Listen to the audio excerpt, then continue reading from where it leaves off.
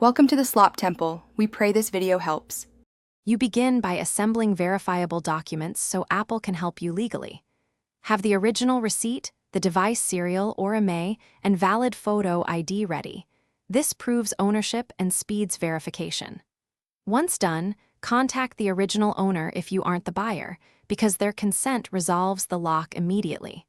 Make sure to note the purchase date and any order numbers. Those details often matter during verification and reduce back and forth with support representatives. You now escalate to Apple through official channels. This is the correct path.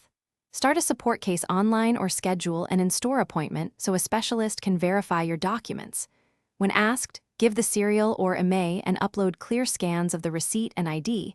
This establishes legal ownership. Once submitted, Apple runs verification checks, so be patient and monitor your case. If you have a backup contact email or order confirmation, include it to avoid delays and to help the agent confirm the transaction. You finish by following Apple's instructions after verification.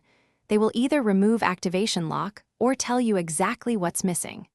If a request is denied, ask for the precise reason, correct the documentation, and resubmit. Often a small missing detail is the cause. If you acquired a phone from a third party with no proof, return it or involve local authorities, because trying to bypass the lock is illegal. Keep records of all communications in case further disputes arise. Thanks for watching. Consider subscribing if we helped you.